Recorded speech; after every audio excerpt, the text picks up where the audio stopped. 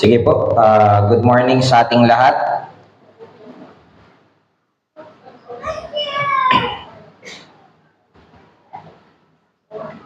Tayo ay magsimula sa ating pag-aaral ngayong umaga since nanalangin si Pastor Joseph patungkol sa pangangaral, didiretso na ako dun sa pag-aaral natin. Salamat sa Diyos dahil at least nakita natin na ang Panginoon ay may pakialam sa pagiging magulang o kung paano natin i-handle yung mga anak natin. No? So, salamat sa Diyos dahil may mga tao na ginamit niya para sumulat ng mga libro based on their experiences at paano yung mga experiences na yon ay hinubog o nagmula sa salita ng Diyos. So, yung pag-aaral natin ay manggagaling sa Shepherding a Child's Heart, book ni Ted Tripp. Actually, meron pa tong isang another book, Instructing a Child's Heart. Si Ted Tripp din. Kapatid siya ni Paul David Tripp. Kung kilala niya si Paul David Tripp. So, hindi ko itatakel yung lahat ng nasa libro kasi napakahaba niya. So, yung una sa mga copy nyo, nakalagay lang dyan yung division nung content nung libro na Shepherding a Child's Heart. So, ang unang laman niya ay pumapatungkol sa pundasyon ng biblical shepherding o yung basic principle ng shepherding children. So, dito sa part na to, more on theory. Ano yung mga aral. Tapos, yung pangalawang part is dinidiscuss niya yung mga stages of child range. So, may mga toddlers, may adolescent, may teenagers. So, itong part naman na to, more on the practical side o kung paano nila isinasagawa, paano nila hinahandle yung mga different stages ng mga bata. Kung maaalala nyo, laging naririnig din sa pulpit dito, sa pulpit na to, yung kay Jonathan Edwards, na marami siyang anak. So, different stages, iba rin yung mga approaches niya. Iba yung approach niya sa toddlers, iba yung approach niya sa adolescent, iba yung approach niya sa teenager. So, merong wisdom na matututunan tayo doon. Pero, again, nilagay ko lang yung dalawang yan para i-encourage din kayo na mabasa yung Shepherding a Child's Heart. So, itong mga magiging discussion natin is combination ng mga unang napag-aralan namin as a family sa libro na Shepherding a Child's Heart. So, ano na to? Kung mababasa niyo yung mga 6 chapters sa libro, ito na yung mga yon. So, though yung iba hindi magkakasunod, pero pinagsama-sama ko na. So, please bear with me and follow yung sa materials na meron tayo. So, sinimulan ko sa paglalatag ng problema. So, ano yung problema? Children abandoning their parents' authority. Malaking problema ng isang bata ay lumaki.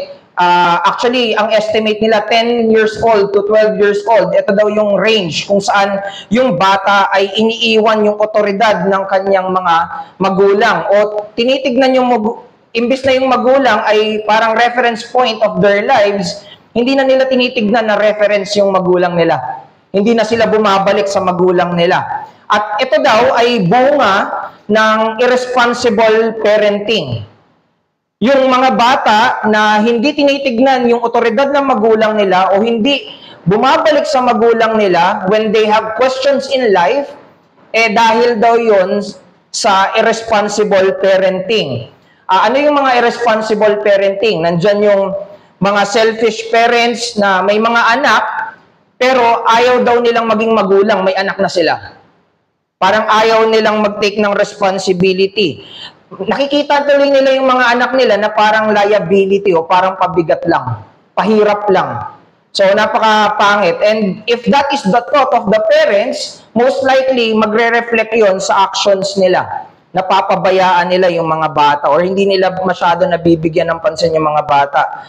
Mayroon din mga magulang na ang iniisip naman ay mas mahalaga yung quality time kaysa sa quantity of time. So, pag may mga ganyan, yung mindset nito, babawi na lang ako sa anak ko. Kapag bumawi ako sa kanya, doon ko na lang ibubuhos. Again, ang magulang ay dapat maging intentional na magbigay ng oras sa anak nila sa araw-araw. Kaya yung iba, alam mo, pag ganito yung mindset, yung ibang mga magulang, they are those parents na sasabihin nila, they're most prone na mag-iibang bansa na lang ako para pagbalik ko, mas masaya kami, may quality time, ano? So, in expense of the quantity of time. So, hindi rin maganda 'yon. Tapos meron din mga parents na sila mismo ay nag-a-abandon ng authority nila. Ang tatay ay gini-give up yung role niya bilang tatay. Ang nanay ay hindi makikita na nagpapasakop o sumusunod sa sinasabi rin ng tatay na tinutularan na rin ng mga bata. So, ang resulta nito, maraming mga bata ang lumalaki na walang sense of direction at wala ring way to direct themselves on the right direction. Ang ganda ng illustration ni Ted Tripp dito kasi parang ginamit niya yung isang bangka, alam niyo yung bangka, tapos merong rudder na yung gumaganon-ganon sa bangka na para kung gusto mong kumanan, gusto mong lumiko, may control ka dun sa bangka. Pero sabi niya, para daw rudderless ship, yung ganitong klase ng bata, tapos rudderless na nga, wala pang compass. So wala na siyang kayang, hindi niya control yung sarili niya kung saan siya direction pupunta, tapos hindi niya rin alam kung saan siya pupunta. Ganon yung nangyayari doon sa mga bata na napalaki because of irresponsible parenting. So yung mga bata, hindi na sila mag-ask ng permission. Ito, nagiging common na to. Yung sasabat na lang. Dati noon, nung bata-bata kami, pag may bisita, tapos bigla kang nagsalita, talagang pasok ka sa kwarto. Ngayon, hindi. Parang napaka-normal na sa mga bata na biglang sasabat. Na parang entitled to express their opinion kahit sa hindi nila mga kaedad. Wala nang takot na sumagot sa mga magulang dahil minsan yung culture na rin. Hinayaan ng magulang na yung culture ang magturo sa anak. Tapos, galit na galit kapag sinasagot sila ng anak nila.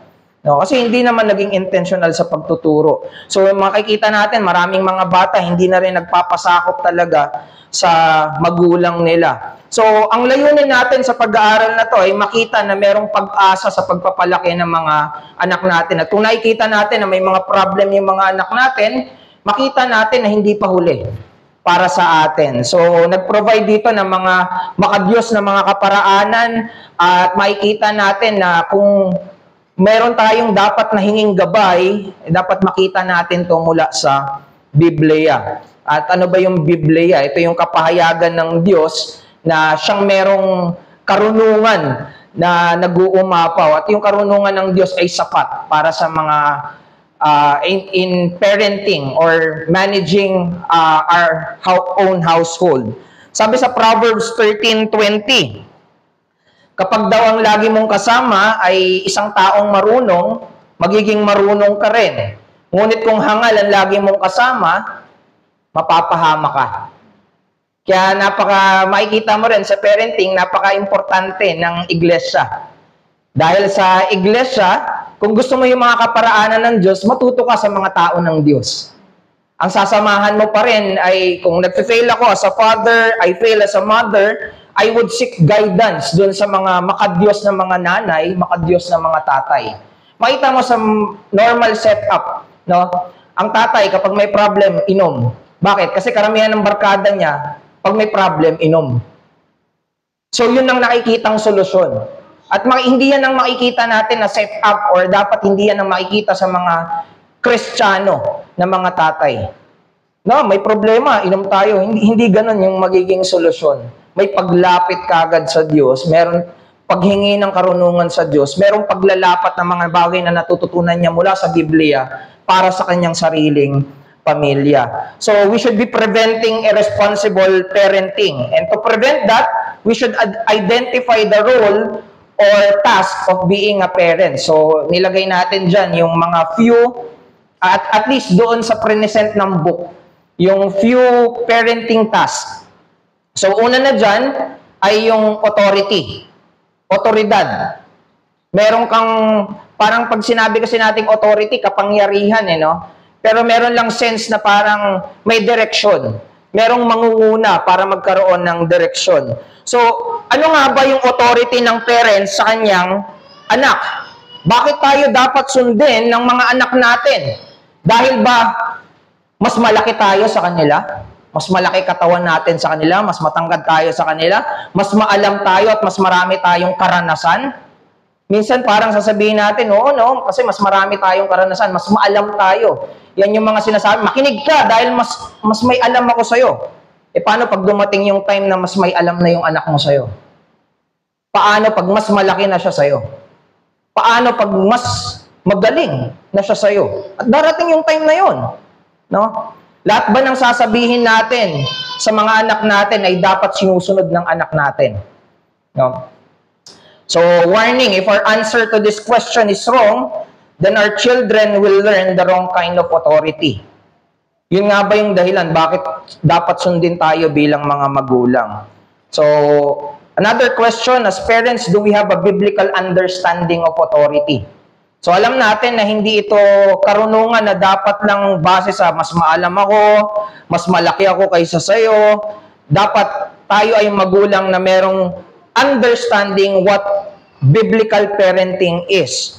No? So, bilang mga magulang, we need to understand the nature of godly parenting. At pag sinabi nating godly parenting, it is to act on behalf of God. Umaasta tayo na nire-representa natin ang Diyos. And this is why we are the authority, because God is the authority who calls us to be the authority for our children. Tandaan mo, hindi ka otoridad dahil lang gusto mo. Otoridad ka dahil ikaw yung nilagay ng Diyos. May inutos muna sa iyo ang Diyos. So, merong higher authority than you at dapat yun yung malinaw na makita ng mga bata. Sumusunod sila sa iyo bilang pagsunod nila sa Diyos. Dapat maunawaan nila yan. Kaya, misrepresenting yung mga ginagawa natin, pag mali yung ginagawa natin, we misrepresent God. Kahit mas magaling at mas maalam na yung mga anak natin kaysa sa atin, habang tayo ang magulang, we are respected because they have a clear understanding of the authority that God has given us. At makikita nila mismo yan sa salita ng Diyos. Maganda na alam nila kung saan nila hahanapin. At maganda na lumaki sila na merong pagbaling at pagtingin sa salita ng Diyos. Alam ko, nagkakamali ang tatay ko, pero ang salita ng Diyos, hindi.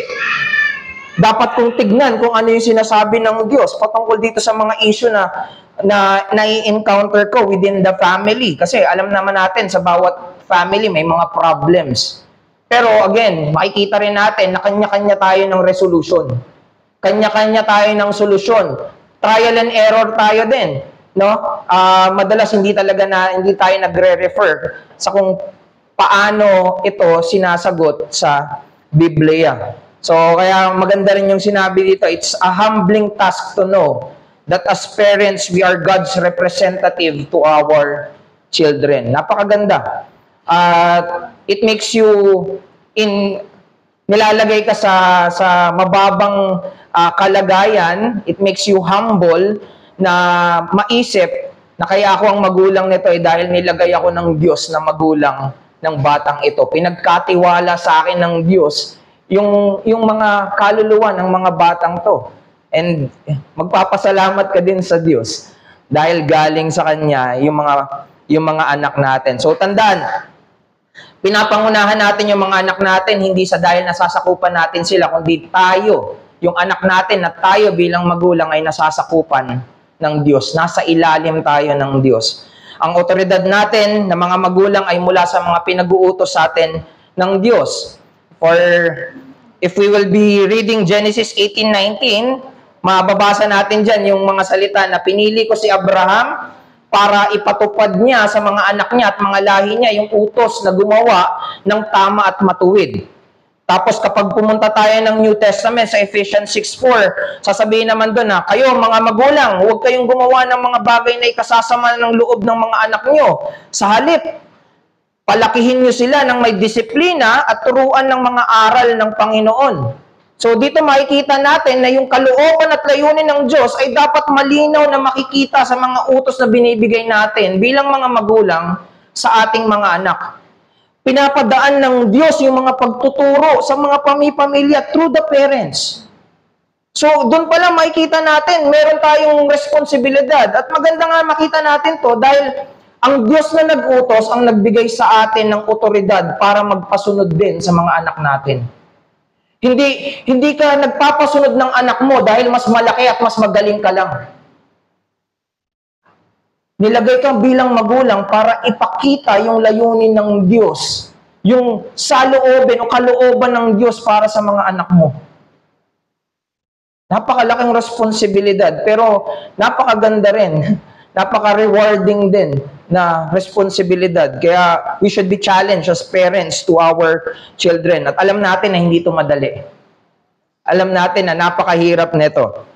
Again, may mga times na magkakamali pa nga tayo, and lagi natin naririnig din, we should be leading our kids to repentance. Alam mo yung mga anak mo, pag tinanong mo na nagkamali, hindi aamin ng pagkakamali nila dahil ikaw, nakita ka nila bilang magulang na hindi umaamin sa pagkakamali mo. And we should be the model of leading them to repentance. No? Dapat tayo yung tagapanguna, pinapangunahan natin sila. Pag nagkamali tayo, say sorry. Maging intentional ka na nagkamali ako, anak, pasensya ka na. Nagawa ko to sa mami mo dahil sa bugso ng damdamin at hindi to tama. At alam nyo, kung makikita ng mga bata yon, magagaya ng mga bata yon.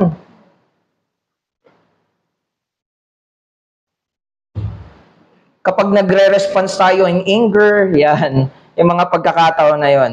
Again, when we do those things, we misrepresent God.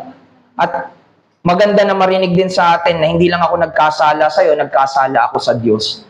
Sana laging marinig sa atin na itong mga bagay na ginagawa natin ay may layunin na ipakilala ang Diyos.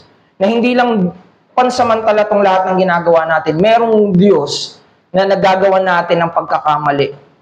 At marinig din sa'yo, tulungan nawa tayo ng Diyos. Tulungan sana tayo ng Diyos na magkaroon ng mas maayos na relasyon, mas maayos na pamilya, kasi ang hangad ko, maligtas ka rin. Ang hangarin ko ay malaman mo kung ano yung kalooban ng Diyos sa'yo. Makita ng mga bata na ang sundin ng kanilang magulang ay napakabuti dahil ito ay pagsunod nila sa Diyos. At magiging malinaw lang ito kung ang otoridad natin ay makikitang hindi salungat sa salita ng Diyos.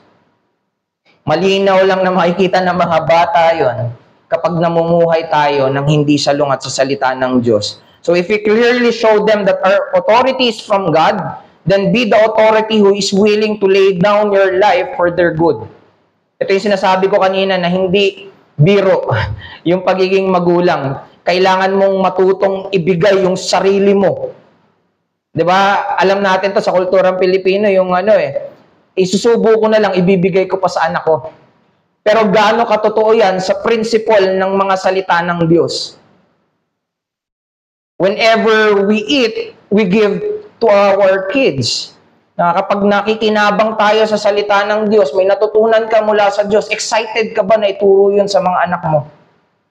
Excited ka ba na ang unang maging tagapakinig mo at tuturuan mo ay pamilya mo? And we should have that heart as parents, as godly parents. Turuan mo sila na sumunod dahil kailangan nilang matutong sumunod sa Diyos. Kung ikaw na nakikita nila, hindi nila masunod, paano nila susundin ang Diyos na hindi nila makita? Let every command be a preparation for our kids. Let them feel love and let them feel loved and respected. Let them see God's way through your ways as parents. Makita nila na sa ginagawa mo, paraan to ng Diyos. Yung hindi sila magdududa na paraan ng Diyos yon, yung ginagawa mo. And again, napakahirap nun kung madalas gumagawa tayo ng hindi natin pinapaliwanag din sa mga anak natin.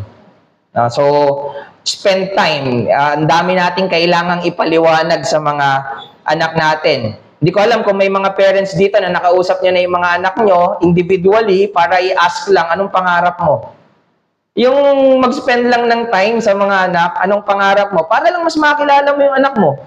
Hindi dahil magkasama kayo sa loob ng bahay, sasabihin mo, kilala mo na kagad yung anak mo. You need to talk to them. Kailangan nating malaman, makausap sila. Alam mo yun, kung paano natin, halimbawa, gustong makilala yung isang tao, nakikipag-usap tayo para makilala natin sila. Tapos, iniisip natin, automatic agad sa anak natin yan dahil anak natin sila.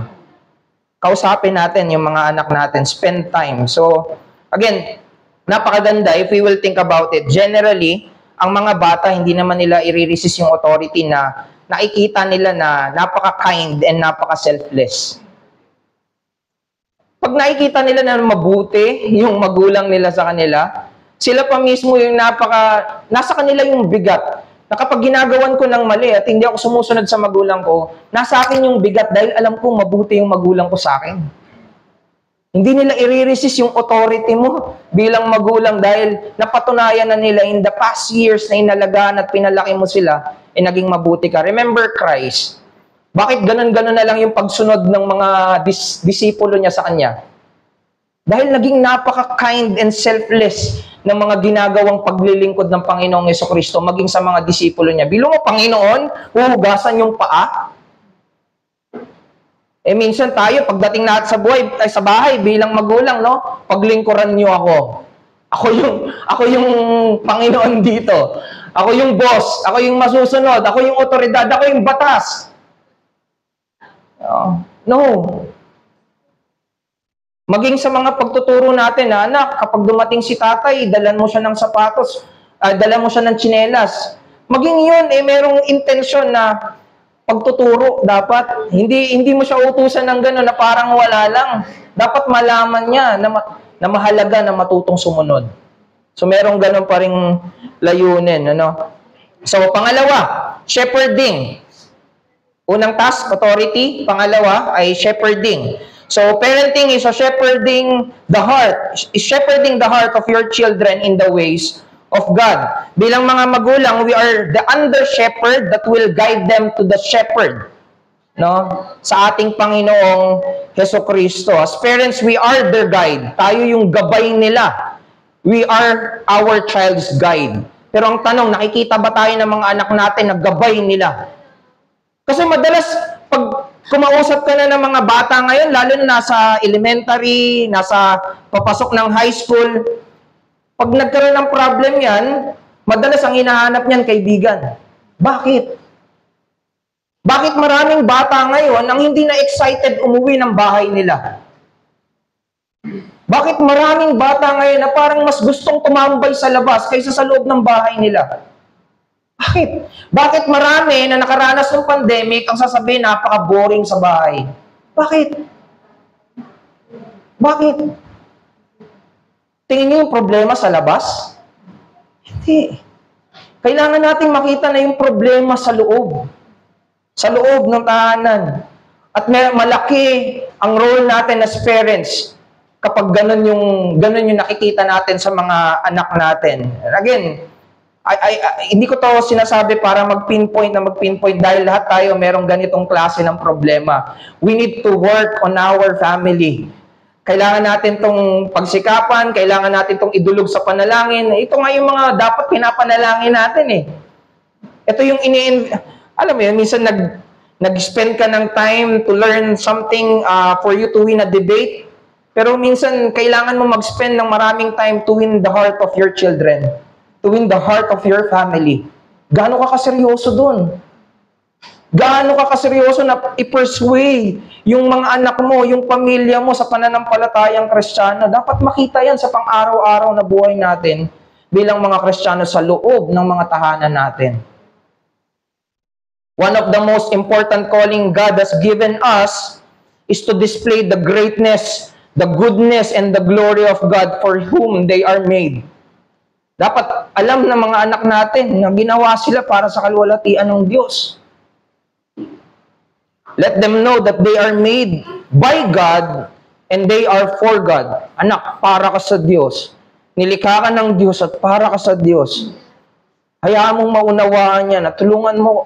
Alam mo yun, hayaan mo na pangunahan kita na ituro yung daan patungo sa Panginoon ko.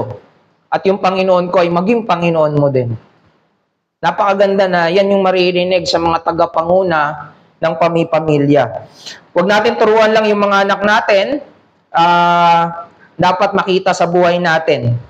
Tayo mismo ay hindi lang nakikitang nagbabasa ng Biblia, kundi namumuhay ayon sa Biblia. Sagutin natin yung mga tanong nila patungkol sa pananampalataya. Let them internalize and examine the truth of the gospel. No? Nandito yung mga pastor, oo, nandito yung kapatiran. Pag may mga tanong sila, halimbawa na-encounter nila sa school, but again, let's not wait for Sunday para lang masagot at ma-address yung mga tanong nila patungkol sa pananampalataya. Tayo ay mga magulang, tayo ay mga tagapanguna, dapat we are the one asking them, kamusta ang school mo? May mga na-encounter ko ba na mga issues kagaya nung sa, halimbawa, napanood mo about sa LGBT. O anak, anong masasabi mo dyan? Anong masasabi mo sa mga nangyayari ngayon? Ay yung paglalabas ng baril ng lalaki, anong masasabi mo doon? Alam mo yun, lahat ng mga nangyayari sa paligid natin. Pinapakita mo yung kapangitan ng kasalanan, at dahil pinakita mo yung kasalanan, maipapakita mo rin ngayon yung sagot sa kasalanan, ang Ebanghelyo. Napakagandang opportunity. Now, parents have the opportunity through words and deed to show children the one true object of worship, the God of the Bible. So, just make sure that you direct your children not for your own agenda or convenience dahil mapapahamak sila kung ganon. Parang kapag pinapangunahan mo yung anak mo para lang sa akin, di ba naririnig natin sa mga yan, sa mga magulang na nasa mundo din, ano, pagtatapusin ko yung anak ko para nang sa ganon, di ba? Mapapakinabangan ko yung anak ko. Eh, sabi investment. Ngayon, maririnig mo yung mga bata, ayokong investment lang ng magulang ko. Saan galing yun? Responsible parenting pa rin. Our agenda as parents is God's agenda, no? Dapat yung agenda natin ay yung agenda ng Diyos. Ang gawain natin mga magulang ay gawaing ipinag-utos ng Diyos. Diyos ang nagtatakda, tayong magulang ang magsasagawa. Diyos ang nag-uutos, tayo ang magpapagawa ng mga utos ng Diyos sa mga anak natin. Eh ngayon, no? Bata, maliit pa lang, nakikitaan mo na, lalaki, nagpapalda. Tawan-tawa pa, pinagtatawanan pa. Talagang ini-encourage pa. Eh hindi dapat ganun ang magulang. Sa ating mga anak, sa mga anak natin, kung hindi tayo susundin ng mga anak natin, nawa makita nila na yung Diyos yung hindi nila sinusunod. Ano? Pero careful lang din tayo doon na lahat na lang ng utos natin sundin. Kahit salungat na sa salita ng Diyos. We should be aware. No? Dapat maging warning din to sa atin mga magulang. No? Let's beware as parents. We are responsible sa mga inuutos natin sa mga anak natin. Baka mamaya it serves only for our purpose and not for God's purpose in their lives. Let's beware na baka nagagalit lang tayo bilang magulang kapag hindi tayo nasusunod ng mga anak natin dahil hindi lang nasunod yung gusto natin. Pero hindi tayo nagagalit kapag hindi nila nasusunod yung gusto ng Diyos. Dapat mas tayo doon, no? Kung binabiolate na nila yung Diyos, hindi nila nakikita mo na hindi nila pinapahalagaan yung Diyos, dapat maging seryoso tayo na ipaunawa sa kanila yung Diyos mismo na nagbibigay ng buhay sa'yo. Yung sinusuway mo. Kung nagpapasalamat ka sa amin bilang magulang, magpasalamat ka sa Diyos na nagbigay sa'yo ng magulang. Lahat ng kabutihan na nararanasan mo mula sa Diyos, ganito gagawin mo sa Diyos. Kailangan matuto tayo na ibalik yung view ng mga bata na lumagpas yung tingin nila sa atin bilang mga magulang lang. Meron akong Diyos na dapat kong igalang through my parents. Pangatlo, centrality of the gospel. This is the focus of godly parenting. Now, the parenting goal cannot simply be just well-behaved children. Again, ang goal natin ay hindi lang maging well-behaved yung mga anak natin. Our problem is not just our kids' external behavior, kundi yung kaluluwa nila. No? Pakita mo sa kanila kung ano yung totoong problema. Merong kasalanan at merong kapatawaran through repentance and faith in Christ. Pero hindi nagtatapos lang yun doon. Na makilala nila ang Panginoong Jesucristo. Kailangan matutunan nila na mamuhay para sa Panginoong ito. No? Makita nila na napakahirap hiwalay sa biyaya, napakahirap mamuhay. No? Na ang tunay na pamumuhay ng may pananampalataya ay transformational at nanggagaling. No? The empowerment is actually in the Lord pa rin, sa salita pa rin ng Diyos. So, tandaan natin, raising a godly child starts with godly parents. Kung gusto mo magkaroon ng makadiyos na anak, let's make sure na tayo ay mga magulang na makadiyos din. Now, becoming a godly parents begins with becoming a godly spouse. Makikita sa relasyon natin kung paano natin pakitunguhan yung asawa natin, kung paano natin pakitunguhan yung nanay ng mga anak natin o yung tatay ng mga anak natin. No? Nakadepende din yung paglaki ng mga anak natin. So, isang halimbawa ng application ng pamumuhay sa Ebanghelyo, no? Sa mga normal setup, halimbawa yung, ito na usually kasi na nararanasan din namin. One time, nagsumbong sa akin si isa sa mga anak ko, binupuli daw siya. No? Noong una, okay lang sa akin. Kasi, sige, palampasin mo na lang. Pangalawa, medyo nag-ano na ako. Nagre-react na ako. Andali, hindi na tama yan. Parang paulit-ulit lang. Parang pinagtitripan ka. Parang mababa yung tingin sa'yo. Ganun na yung ano, no? Mali pala yun. Mali pala yung ganun lang na parang isasawalang bahala mo lang or ang gawin mo parang mag-react doon sa nangyayari sa anak mo. Bilang mga tao ng Ebanghelyo, dapat ang marinig sa atin, how should we be approaching kapag mayroong nambubuli? Diba? Sa salita ng Ebanghelyo, kapag ganon, dapat ang marinig sa atin, we should be praying for them. Anak, dapat matuto tayo kapag may nambubuli sa atin or may nang o-oppress sa atin, ipanalangin natin sila. Kasi yun yung sabi ng Bible pray for them who mistreats you. Tapos, ipagkatiwala mo yung sarili mo sa Diyos. Dapat ganun, ano? So, challenge to for parents to make the gospel central. As parents, we need to continually grow in the gospel. Kasi kung di rin tayo lalago sa Ebanghelyo, hindi makikita yung mga application ng Ebanghelyo sa buhay natin at sa mga advices natin sa mga anak natin. Gusto mo magkaroon ng payo na tapat sa salita ng Diyos, lumago ka sa salita ng Diyos. So, getting to the heart of behavior, the focus of the book is actually the heart rather than the performance issue to maintain the centrality of the gospel. No, kailangan nating malaman na yung problema ay puso, hindi lang yung behavior. At ito naman din yung makikita natin sa Biblia, halimbawa sa utos ng Diyos, sa Ten Commandments. Di ba hindi lang ina-address din yung gawa ng kamay, kundi yung gawa ng puso? Tinitignan yung gawa ng puso. Proverbs 4:23, above all else, guard your heart, for everything you do flows from it.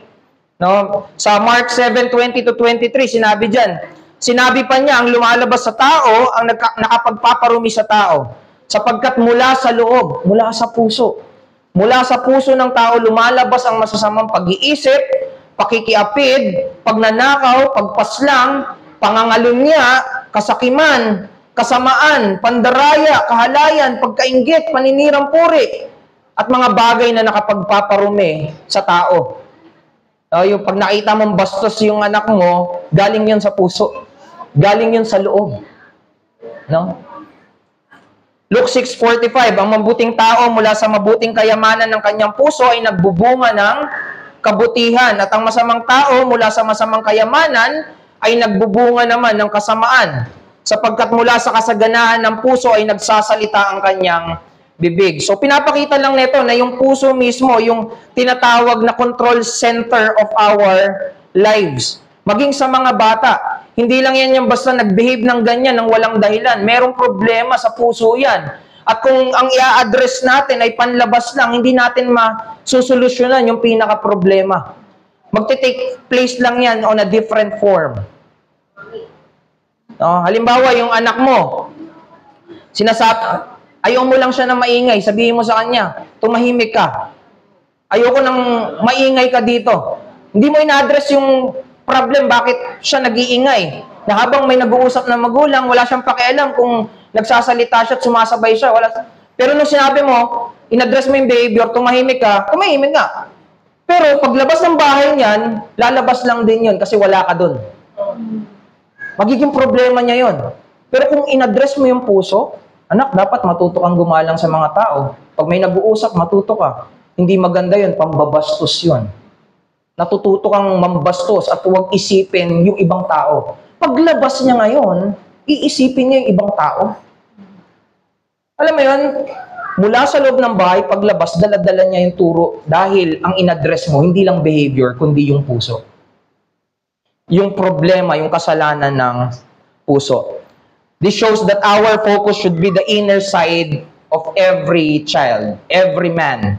No? Ang problema, parents often get sidetracked with behavior, lalo na sa mga makukulit, malilikot na bata. Sobrang mabilis tayong ma-sidetrack.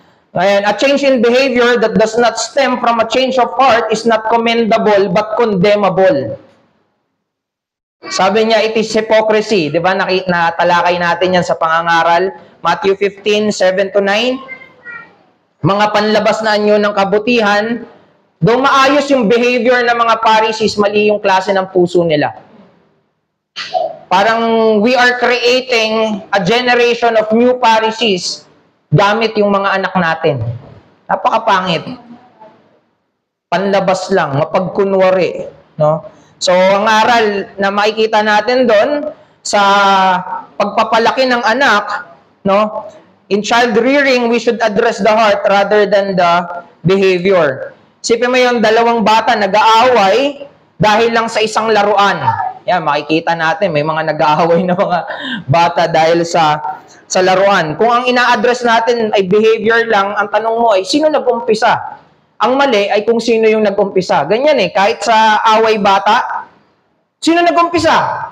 Kasi ang ina-address, behavior lang Pero kung ina-address natin, marunong tayo i-address yung heart, makikita natin na no matter who yung nagsimula, kahit sino yung nagsimula sa kanila, it displays a wrong attitude on both sides. Pareha silang nagkamali. Both are selfish. I don't care about you, I want the toy for myself. Yun yung sinasabi. Tapos, itong isa kakampihan naman. Napakamali. Ang goal natin as parents ay makita kung ano yung mali sa puso nila. So, pwede natin silang tanungin, no? Anak, masaya ka ba na hindi masaya yung kalaro mo o yung kapatid mo? Gusto mo ba na mapahamak yung kaluluwa mo? Alam mo na ayaw ng Diyos yung madamot at makasarili. Alam mo yan, pwede mo na ituro ka agad yan sa kanila. No? Sa amin, yung sa ice cream So, minsan kasama ko yung anak ko na isa, bibili kami ice cream, hindi naaabot yun sa bahay. Magkwento, ay, may ice cream kami. Sabihin ng anak, Dad, dapat paglabas natin, ako din bibili ng ice cream. May problem na kagad. Hindi mo maririnig sa bata na, masaya ako, nakakain ka ng ice cream. Pag nagkwento na, wala ka maririnig na bata, masaya ako, nakakain ka ng ice cream. Sa sunod, tayong dalawa Walang ganun. Pag kukuha ng candy, paisa-isa, walang paisa-isa. Tapos sabihin, okay yan may kasalanan dun na dapat nating i-address. Again, hindi natin ma-address lahat. Pero habang may oras tayo, yung mga kaya nating i-address, dapat simulan natin na i-address. Dahil napakarami pang kasalanan yung hinahayaan lang natin na humubog sa mga anak natin. So let's learn to address the heart. Again, we miss the real problem, yung mga deceiving enemy, the idols of the heart. Kapag na-miss natin yung heart, nami-miss natin kung ano yung totoong problema, nami-miss natin yung totoong solusyon, at nami-miss natin yung kalwalatian, yung kalooban din ng Diyos para sa kanila. So, again, sometimes we build our kids for our own glory. That should not be the case. kailangan natin palakasin sila para sa kalwalatian ng Diyos. At sila mismo maging kasiyahan ng Diyos. 2 factors to consider in your child's development. Una, yung tinatawag na yung relasyon ng anak natin sa mga shaping influences in their lives o yung mga life experiences. Pangalawa, ano naman yung magiging tugon ng mga anak natin doon sa mga karanasan na yon. So, may mga nangyayari sa buhay nila, pero ano yung tugon nila doon sa mga nangyayari sa buhay nila? So, tignan muna natin kung ano yung mga influences that shapes our children. So, pwedeng tignan natin dyan, lahat to nakasenter sa family muna. No? Kasi lahat nagsisimula sa pamilya eh. Paglabas nila, may mga outside influences, pero dapat ma-mold muna sa loob ng pamilya. For example, there are influences in the family kung ano yung structure ng pamilya nyo. Ilan kayo sa loob ng pamilya? Nuclear family ba kayo? Dalawang family sa loob ng bahay, etc. Ano yung pang-ilan ka sa magkakapatid? Are parents both alive or abroad? Are they close with one another? Yung mga anak natin, how are they with the other family members? Kung paano, meron kasing naging sinight si Ted Tripp dito na isang situation. Nagpa-counsel yung mag-asawa, yung babae, doon sa pastor. Sabi niya, yung pakiramdam ko, hindi ako mahal ng asawa ko kasi hindi umiikot yung buhay niya sa akin. Sabi niya gano'n. Kasi, kasong malaman, yung structure ng family niya, nag-iisang anak lang siya. Tapos, lahat ng parang sunod sa luho. So, alam niya, lumaki siya na yung definition niya ng love ay dapat na ibibigay kung ano yung gusto niya. Ngayon, nung hindi na ibibigay ng asawa niya, yung lahat ng gusto niya, sabi niya, hindi ako mahal ng asawa ko. Pero hindi yun yung case. Mahal siya ng asawa niya. So, ganun nakaka-apekto yung structure ng family, no? Mag-isa ka lang ba? Marami kang kapatid? Meron yung influence, meron yung epekto sa paglaki ng mga anak. Family values. Ito naman yung mga tanong na what is important to the parents? What are the practices and ideas na naririnig sa loob ng pamilya? Kung nakikita yung magulang na gastador, walang pakialam sa paglustay ng pera, nagiging ganun din yung mga anak. Kung kuripot yung magulang, minsan may influence din na ganun sa mga anak. Kapag mayroong values na magmamano, tapos nagpupo and opo, yun din yung makikita sa mga susunod na generation. Kapag nagkapamilya na yung anak, nire-retain pa rin yung pagmamano, pagpupo and opo, mga ganun. May mga family roles, how they see and understand the role of the family. So, nakikita ba yung tatay na involved sa gawain? Nakikita ba ng malinaw yung role ng tatay sa loob ng pamilya? Kaya minsan, yung mga babae, no? Halimbawa, lumaki sila, tapos hindi nila nakagisnan yung tatay nila, no? Na, ay, tatay ko, pabaya naman. Eh di, yung lalaki na lumaki, pabaya din. O kaya, yung anak mong babae nag-step up kasi pabaya yung tatay o pabaya yung nanay. Magi-step up. So may mga ganon, no?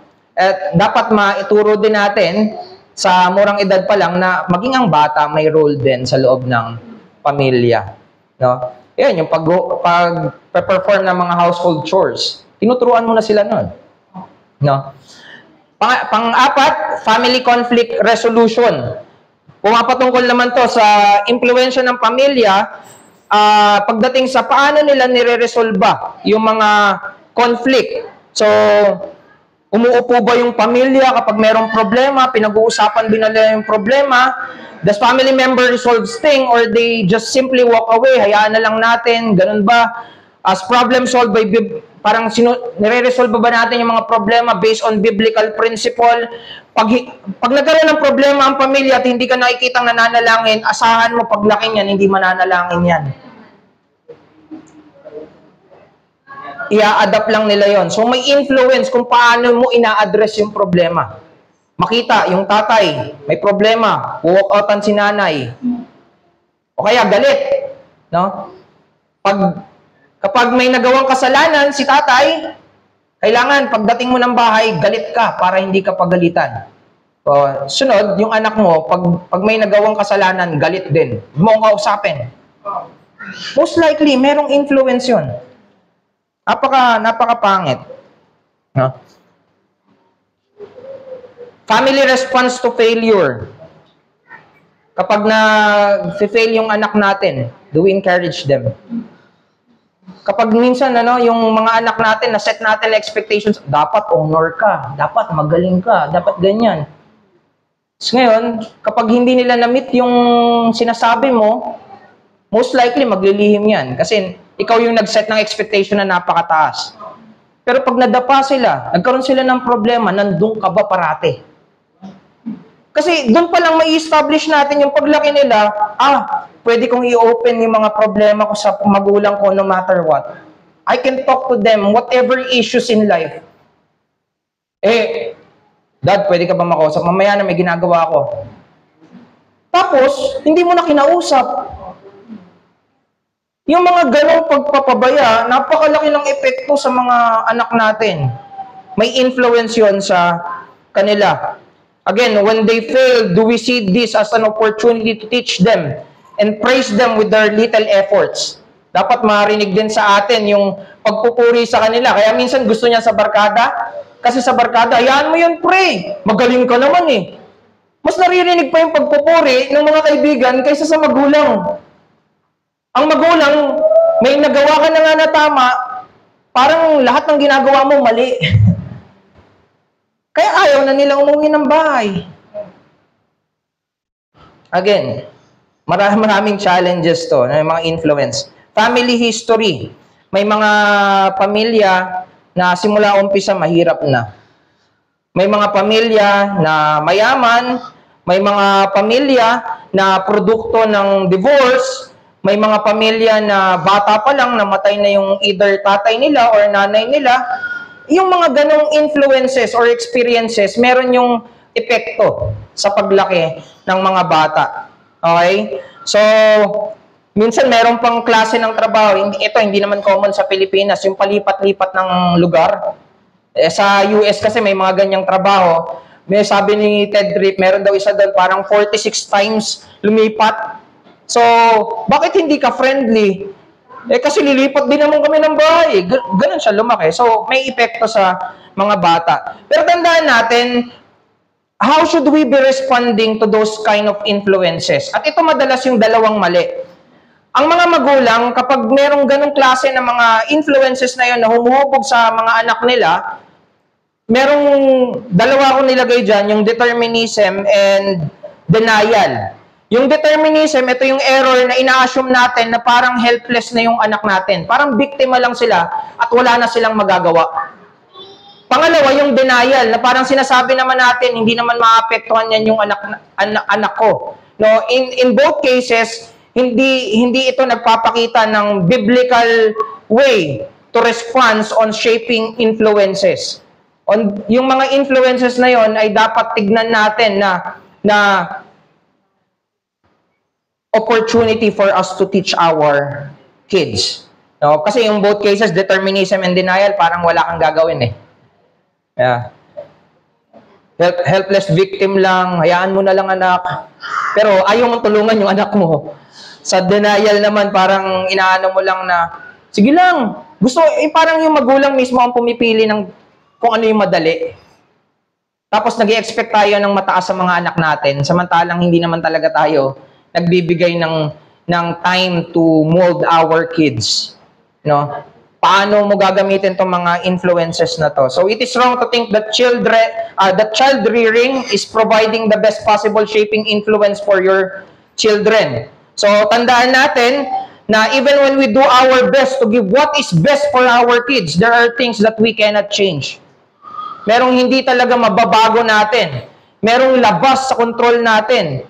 Also, even if we have good shaping tools, kahit na meron tayong mga magagandang pang-impluensya sa mga anak natin, hindi ibig sabihin nun na automatic, magkakaroon tayo ng mga mabubuting anak. Dahil kailangan mo pa rin ng intentional na pagtuturo at paghubog sa kanila. May mga magulang na ang tingin sa mga bata, basta maipapasok ko to sa magandang school, Kailangan maging positive lang ako sa kanya lagi, mag-response ako lagi ng mabuti para sa kanya, okay na yun. Mabigyan ko siya ng mga best possible experience na pwede niyang maranasan, okay na yun. Again, that is not okay. Hindi yun okay. We should carefully consider paano ba dapat tumutugon yung mga anak natin sa mga influences, mga outside influences in their lives. No?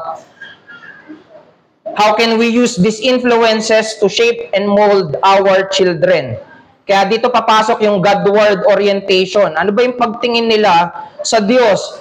Do they consider God as they respond on the influences around them? Kino-consider ba nila yung Diyos? Paano sila tumugon sa mga nangyayari? Nakatingin ba sila sa Diyos? Maganda rin yung illustration ulit ni Ted Tripp dito, bangka na naman. Sabi niya, parang yung direction daw ng bangka ay hindi nakadepende sa kung saan iihip yung hangin. Hindi nakadepende yung direction ng bangka kung saan umiihip yung hangin. Nakadepende to sa kung paano gagamitin yung layag. Yung layag, alam ba niya yung layag? So, yung layag, para sa mga anak natin ay kung paano nila tignan yung Diyos. Ito yung tinatawag natin na Godward orientation. Ano yung pagtingin nila sa Diyos? How's their relationship with God? Okay? So, whatever the shaping influences of life, it is the child's Godward orientation that determines his direction. Sabi sa Proverbs 9, 7-10, kung saan kinontrast yung mocker o yung nangungutya versus yung wise man o yung marunong. No, sabi diyan, kung sasawayin mo yung taong nangungutya, iinsultuhin ka niya. Pansinin niyo yung response ha. Kung sasawayin mo yung taong nangungutya, parehas to. Yung influence, pagsaway. Yung response nung nangungutya ay pang-insulto. Tapos dito, yung influence doon sa taong marunong ay parehas, pangungutya, pero ano yung response niya? Hindi siya magagalit sa'yo. No? So, tuloy natin. Sawayin mo ang taong marunong, mamahalin ka pa niya. Kung tinuturuan mo yung taong marunong, lalo siya magiging marunong. Pansinin niyo yung response. At kapag tinuruan mo ang isang taong matuwid, lalo pang lalawak yung kanyang kaalaman. Ang paggalang, verse 10, ang paggalang sa Panginoon ang pasimula ng karunungan. At ang pagkilala sa banal na Diyos ang nagpapahiwatig ng pagkaunawa. So nakadepende sa verse 10 kung yung mga anak natin ay tutugon sa influence ng buhay nila bilang isang mangungutya o bilang isang marunong. It is the fear of the Lord that makes one wise, and it is the wisdom that determines how he responds to the correction. So kagaya nung yung sa buhay ni Joseph, the dreamer, no? Walang nanay, paborito ng tatay, iba-iba yung mga influence. Trinaydor ng mga kapatid, naghirap, ibinenta para maging katulong, pinakulong ng among pinaglilingkuran niya ng tapat, kinalimutan ng kaibigan na tinulungan niya. Yun yung mga influence sa kanya. Kung ito yung humubog lang kay Joseph, anong klase? Naging anong klase si Joseph? No? Pero, makikita natin na ang puso ni Joseph ay iningatan ng Diyos. Siya'y nagtiwala sa Diyos. Si Joseph ay may Godward orientation. May pagkilala siya sa Diyos. Kaya nung nangyari, nung na-meet niya yung mga kapatid niya, na gumawa ng masama sa kanya, sabi pa niya, ganito, huwag kayong matakot. Sabi niya gano'n, sapagkat ako ba ay nasa lugar ng Diyos? Kita mo, meron kagad Diyos. Kayo'y nagnasa ng masama laban sa akin, ngunit inilagay ng Diyos, pinahintulot ng Diyos na mangyari to para sa kabutihan, upang mangyari yung araw na to at mapanatiling buhay ang napakaraming tao. Kaya't huwag kayong matakot, pakakainin ko kayo at ang inyong mga anak. Kanya silang inaliw at nagsalitang may kabaitan sa kanila. Yun yung Godward orientation. At gusto natin yun sa mga anak natin. No, yung iba, kapag sinuntok ka, suntukin mo din. Minaliit ka? Huwag kang papayag. Yan yung madalas naririnig sa atin. Yun yung madali eh. Pero yung turuan sila, nung mahirap na patawarin mo na. Pag idaan natin sa tamang process, isabi mo sa teacher mo, etc. Para makausap din yung parents. Alam mo, may proper way. Hindi yung, suntukin mo. Tapos pag uwi may dugo-dugo, ano nangyari sa'yo? Tapos may involved ka na. So again, all human beings have a Godward orientation. Everyone is essentially religious. Children are worshipers, na lagi naman natin ito naririnig. Our kids are always serving something. Either God or an idol, a substitute for God. An idol of the heart. At sinilagay ko nga dyan, yung kadalasang itsura ng mga idol, yun yung mga evil desires, lust, pride, conformity to the world, embracing earthly mindset, or setting our minds on the things below. Pinapalaki natin yung mga anak natin na parang dito lang sa mundo. Na parang walang darating na buhay na walang hanggan. Na parang hindi sila mananagot sa Panginoong Hesukristo. And that is wrong. Now, tandaan natin, our child is not just a product of those shaping influences. Nag-i-interact siya dun sa mga influences na yon. At makikita natin yung response nila, it's either by faith or by unbelief. No, it's either to trust God, more or turn his back on God because of their idols. Hindi sila neutral, no? Kaya ang importanteng tanong, paano natin pinapangunahan yung mga anak natin? How do you respond to the life influences as parents? Paano ka tumutugon sa mga nangyayari sa buhay mo? Kasi pagtuturo yon sa mga anak mo kung paano sila tutugon sa impluwensya sa buhay nila. So, kids are always ready to worship because they are always ready to imitate. Isipin mo kung yung magulang hindi handang sumamba, expect mo ba yung anak mo handang sumamba? Gagayahin ka lang naman nila eh. They will quickly imitate whom you worship.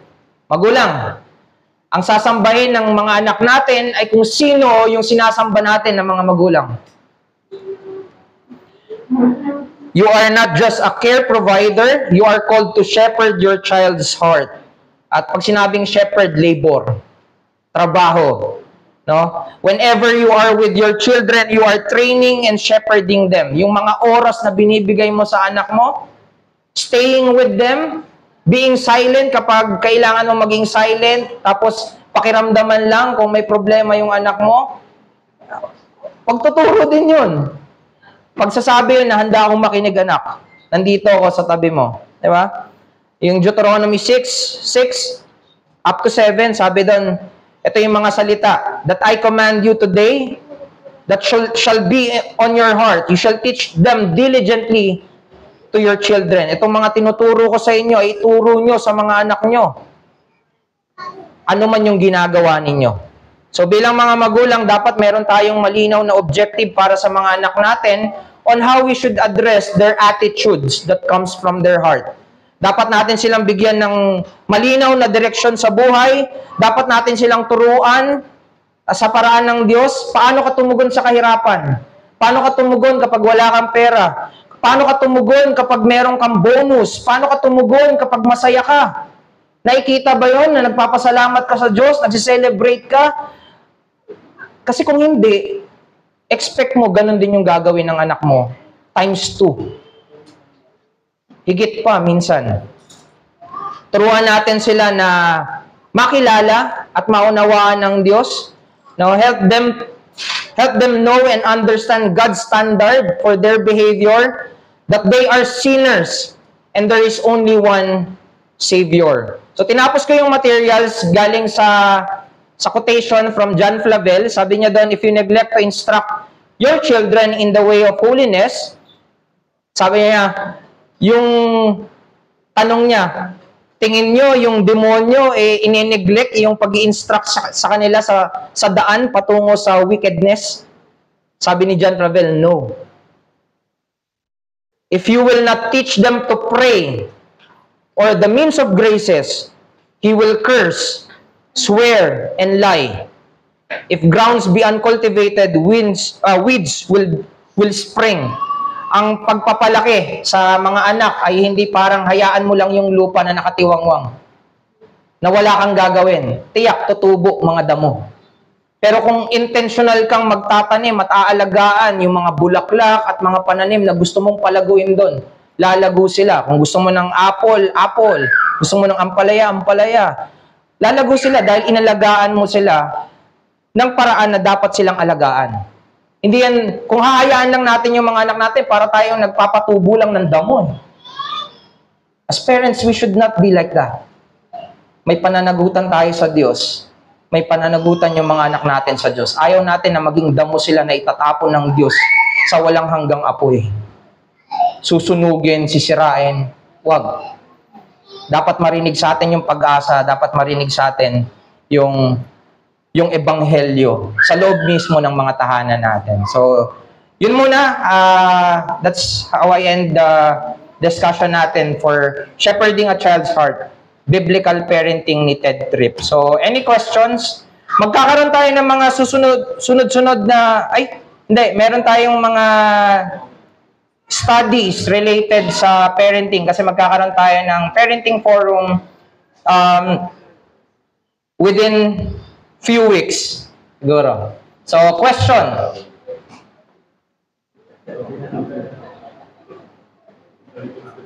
Itanong ka? Ma'am? Kasi it also applies for nasabi yung scenario or setting ng pagiging parent. Yung pagiging single parent is one of the most challenging na nagkaroon yung pagiging single parent.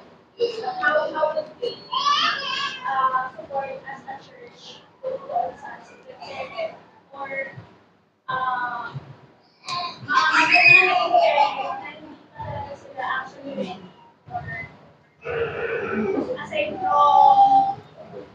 aside from pangaral, we have for the benefit of others. So we have counseling for them. One kasi sa mga may boyfriend girlfriend na papasok sa marriage, we counsel them yung mga marriage at mga support. How about some parents? Ayan. Part ba siya ng oversight, ng counseling? Siguro in every problem ang ano natin to address those kind of scenario, iba-iba pa rin yung scenario eh. Pero napakaganda kung paano ina-address ng Diyos sa mga normal na kaparaanan ng biyaya. Whenever the pastor is preaching in the pulpit o nagtuturo sila, actually pag-address na yun ng mga problem.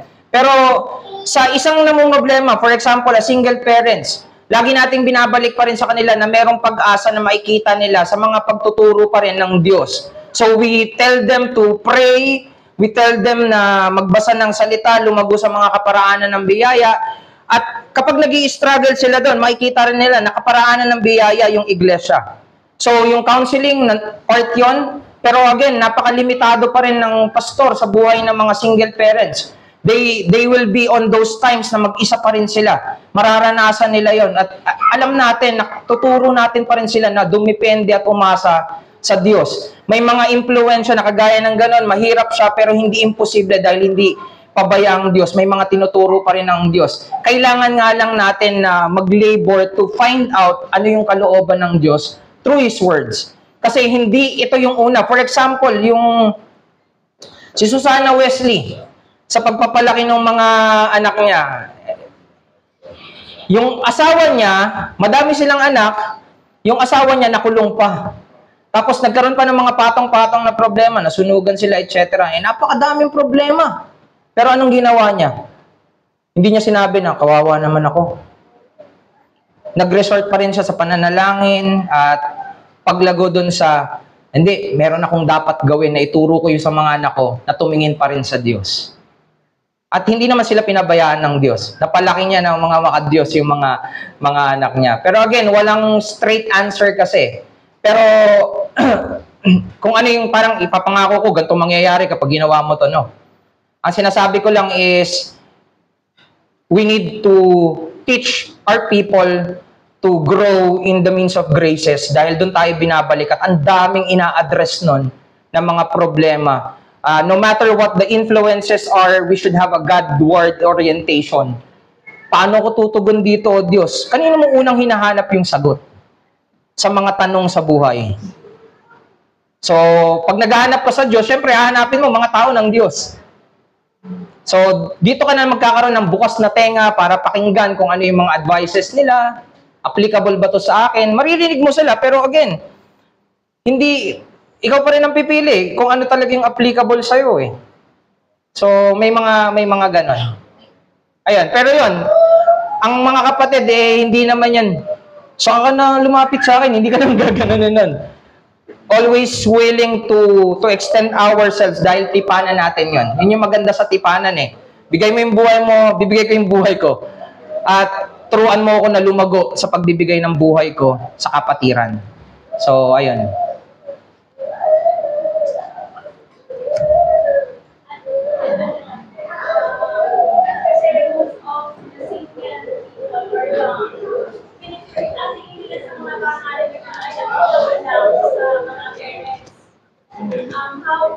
How would this apply sa mga single or mga bata pa na kailangan mo sa pakinggan or even hindi siya sa akin right now, ngayon pa lang ganito siya sa akin.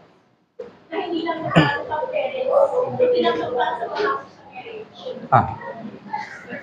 Actually, pag tinignan natin yung influences, lahat tayo merong mga influences. So lahat yun kaagad applicable sa atin. A single, how would you respond sa mga influences sa buhay mo? Halimbawa, naghahanap ka ng asawa, hindi ka makakita ng asawa, anong gagawin mo? Hindi, pipilit ko na lang. Di ba? Merong God-word orientation pa rin. Iaasa mo sa Diyos, yung mga principle mo sa paghahanap ng mga papangasawa mo ay through the word of God pa rin, sa salita pa rin ng Diyos. Kaya natin sinasabi na do not yoke. Kaya sinasabi na masama yung makipamatok sa hindi mo kapwa mananampalataya dahil nakita natin na prinsipyo yun sa salita ng Diyos. So, again, maybe I am focusing on children and kids, their children, pero we know na tayong lahat ay may mga impluwensya sa buhay natin. And we should be evaluating how are we responding kapag wala na akong sahod, kapag walang maibigay na baon sa akin yung nanay ko, mumukmuk na lang ako. Di ba? Hindi eh. So, kaninong kaparaanan yung ginagamit mo as your response to those influences in lives? Na-aksidente ka, na-aksidente yung magulang mo, na-aksidente yung kapatid mo, ano man, may mga bagay na nangyayari na hindi mo inaasahan. Lahat tayo. Hindi lang to issue ng anak, hindi lang to issue ng magulang, lahat. Merong mga nangyayari na hindi magaganda. How would you respond on that? And I think on that case, sa lahat applicable to. So, again, salita ng Diyos. Yung naalala ko yung sa Psalms 1, nung binabasa yung Psalms 1, ba't na-apply to sa marriage? Kasi salita ng Diyos eh. May mga application talaga siya eh, na nagtatouch ng mga different aspects of our lives. So kapag nakinig ka ba sa Diyos, talo ka? Wala ka bang mapapakinabangan? So para sa lahat, ang pakikinig sa Diyos. Ang pagkatuto sa Diyos ay para sa lahat. So, ayan. Huwag nga lang natin sabihin na yung anak ko hindi pa nakakaintindi, hindi ko muna tuturuan. No, start with them habang bata pa sila. Yung mga practices na nagagaya nila, gagayahin nila yan. Hindi mo man sila natuturuan pa, mamuhay ka ayon sa paraan ng Diyos, matututunan nila yan. So same as true dun sa mga tao sa mundo o sa paligid natin. Mamumuhay sila ayon sa prinsipyo na pinapamuhay mo na nakaayon sa salita ng Diyos. Sa workplace, di ba? Kapag lahat sila naglolokohan tapos ikaw nagme-make ka ng stand na wag makisali, nagaan na yun. Parang nagtuturo na yun sa mundo kung sino ka. Pinapakita na nun kung sino yung Diyos. So, I think applicable siya sa lahat. Meron pa po? Bukod sa asawa ko? Si Pastor. Anong comment mo, Pastor? Mas tao na kinakausap lang yung anak kapag either uutusan or papagalitan. Okay lang ba yun? Ano yung mali doon? Ano yung problem doon? Tapos kakausapin, papagalitan lang or uutusan. Wala nang ibang conversation. Yun, malaking problem kasi parang nagre-respond lang tayo based on our needs. At hindi yun yung tinuturo, no? Napakaganda lang din ng kaparaanan din ng Diyos na hindi lang siya Diyos sa mga panahon na nag-uutos siya, hindi lang siya Diyos sa panahon na kinokorek tayo, Diyos siya sa lahat ng panahon. At yung pagiging magulang natin sa mga anak natin, it is not only on those times na may utos tayo sa kanila, at kapag meron tayong tinutuwid sa kanila. It should be a normal habit for us to talk to our kids. Hindi yung pagkakailang. Kasi again, darating yung time na magiging mabigat na sa kanilang sumunod kung sasanayin lang natin sila na kausapin kapag may utos tayo o kaya kung pagagalitan natin sila. Minsan matututo pa yan na maglihim. Pero napakarami kasing benefit na kinakausap mo sila eh. Na kaibigan ka rin nila. Magulang ka nila, pero kaibigan ka nila, pero hindi nawawala yung paggalang nila sa iyo bilang magulang dahil nakikita nila na yung relationship nila sa inyo ay lumalagpas. Bawat ginagawa nila para sa magulang nila, parang ginagawa nila sa Diyos nila. So, sa akin, ang ano ko lang din doon, it is wrong na ganun lang yung ginagawa natin. Nakita na natin na hindi maganda epekto nito. Huwag na nating gawing practice sa mga tahanan natin. I won't argue with you, but most of ng mga hindi magaganda yung responses sa mga influences in their lives is because yung magulang nila, magulang lang kapag nag-uutos at magulang lang kapag pinapagalitan sila. Kaya, ang turing sa kanila, hindi magulang. Tagapag-utos at laging galit. Naghahanap sila ng ibang magulang. Dahil hindi yun yung buong role ng isang magulang. We need to speak to them as, again, representative of God. As parents, yung authority natin ay, let's not misrepresent God. Para lang mai-push natin yung own agenda natin sa kanila. Again, may anak tayo not for our own conveniences. At yun madalas kasi yung tingin ng marami. Napakasakit nun. Tapos kapag hindi nagagawa ng anak mo, tingin mo liability. Insulto. Napakapangit. At napakaraming hindi magandang epekto pag ganun lang. Siguro marami pa, pero yan lang muna siguro. Alright. May tanong pa? Mag-ano na tayo? Sige, let's pray. Aming Diyos, nagpapasalamat po kami sa mga karunungan patungkol sa biblical parenting. Maraming salamat sa mga taong ginamit ninyo kung saan nakikinabang kami. Pero higit sa lahat, maraming salamat dahil nagsalita kayo. Yung pagiging magulang ay dapat namin tignan sa Diyos na nagbigay ng mga magulang. Dalangin ko, O Diyos, na matuto kaming tumugon sa mga impluwensya ng buhay na may pagtingin sa Diyos, may pagtingin sa salita ng Diyos, may consideration sa salita ng Diyos. So we ask, Lord, that you help us benefit from this, hindi lang sa pandinig, kundi may pamuhay namin at mismong magkaroon kami ng takot sa Diyos whenever we find ourselves irresponsible. Pero makita rin namin na mayroong pag-asa sa bawat pagkukulang. Salamat sa Ebanghelyo. Salamat dahil totoo na nagbabago to ng buhay. At kapag ang isang mananampalataya ay nabago, hindi pwedeng hindi nito maapektuhan maging ang pamilya niya. Dahil ang tunay na pananampalataya ay very transformational and it is empowered by the Holy Spirit. May kapangyarihan ito.